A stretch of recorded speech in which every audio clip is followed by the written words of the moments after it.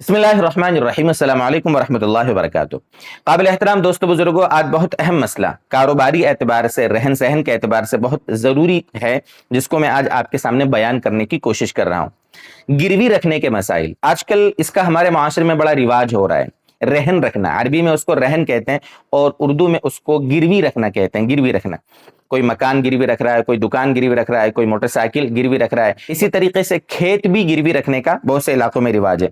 तो ये गिरवी रखने का क्या मसला है, और अगर कोई चीज किसी के पास गिरवी रखी जाए तो उसको इस्तेमाल करने का क्या हुक्म है, इसके बारे में 2-3 पॉइंट है इंशाल्लाह। उसकी रोशनी में मैं आज इस मसले को क्लियर करता हूं आपके सामने। ये जो गिरवी रखते हैं ना, उसकी हकीकत क्या है शरीयत में, इसका मकसद क्या है गिरवी रखने का, शरीयत ने इसकी इजाजत क्यों दी है।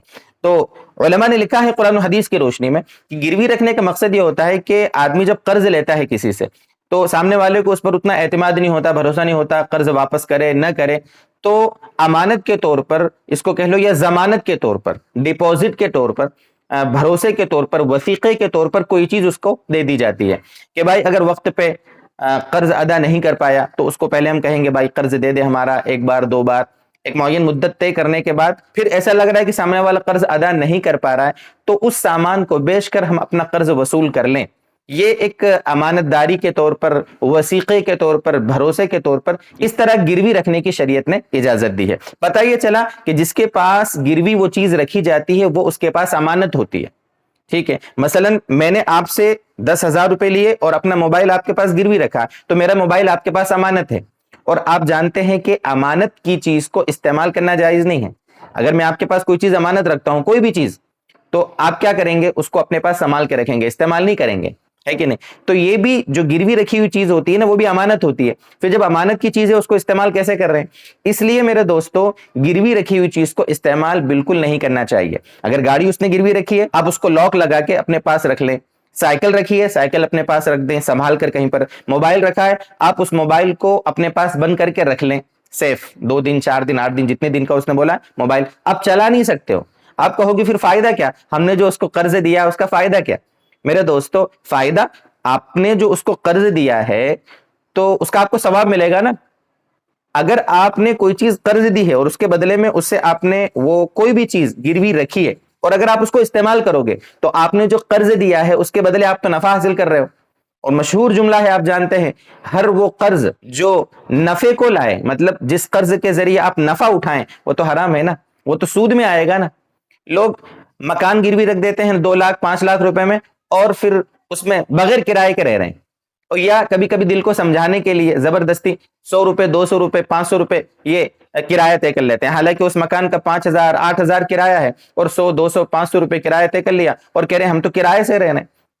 तो ये गिरवी रखी हुई चीज से नफा उठाना, ये पूरा ब्याज में आता है मेरे दोस्तों। ये गोया कि आप अगर 5,000 किराया है और आपने 500 तय कर लिए, तो 4,500 रुपये गोया हर महीने के पर मंथ आप ब्याज खा रहे हो। बहुत से इस्लामी जो ग्रुप्स चलते हैं ना व्हाट्सएप पर, सोशल मीडिया पर जो ग्रुप्स होते हैं, उसमें बाकायदा चलता है कि भाई फुला इलाके में हमें एक मकान गिरवी चाहिए, या फुला इलाके में हम एक मकान गिरवी देना चाह रहे हैं इतने लाख रुपए में। इस तरीके से बाकायदा उसके एडवर्टाइजिंग भी चलती है इस्लामिक ग्रुप्स में। धड़ल्ले से लोग इस तरीके से गिरवी रखने और उसमें इस्तेमाल करने वगैरह वगैरह ये सब काम कर रहे हैं। आप मुअतबर उलमा से मिले मेरे दोस्तों। कोई भी चीज अगर रिवाज पा गई है मुआशरे में, तो आप उस बहकावे में ना आए, आप बहती गंगा में हाथ ना धोएं इस तरीके से। मेरे दोस्तों, आप उलमा से मिलें, मुअतबर उलमा, मुस्तनद उलमा, जो बेहतर आपकी शरीयत की रोशनी में रहबरी कर सकें, सही आपको कुरान और हदीस की रोशनी में मसला समझा सकें।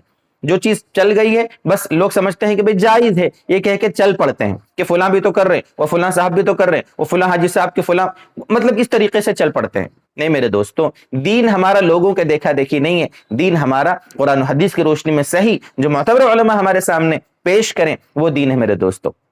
इसलिए जब भी आप इस टाइप का कदम उठाए ना, आप उलमा से मिलें। आपकी क्या मजबूरी है, आप ये गिरवी रखने नहीं रखने का काम क्यों कर रहे हैं, आपके क्या मसाइल हैं, आप उलमा के पास आएं, आपको वो जायज शक्लें बताएंगे, सही आपकी शरीयत की रोशनी में रहबरी करेंगे इंशाअल्लाह। अल्लाह करे कि ये बातें समझ में आए, और मेरी इस बात की वजह से अगर चंद लोग भी अगर इस तरह इस नाजायज काम से रुक गए, तो यकीनन मेरी नजात के लिए तो ये काफी है। आप इस बात को अपने दोस्तों में शेयर करें, उनको समझाएं। ऐसे लोग जो इस काम में मुब्तला हैं उन तक ये क्लिप भेजें, ताकि आपको भी इसका सवाब मिले। अल्लाह ताला हमें तौफीक दे। वस्सलामु अलैकुम वरहमतुल्लाहि वबरकातुहू।